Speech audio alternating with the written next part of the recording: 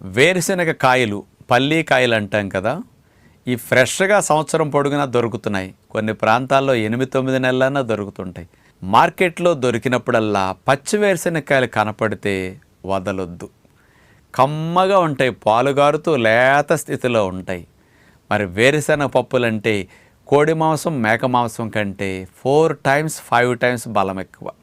పచ్చివైతే 4 రెట్లు బలం ఎక్కువ, ఎండు పల్లీలు అయితే 5 times బలం ఎక్కువ.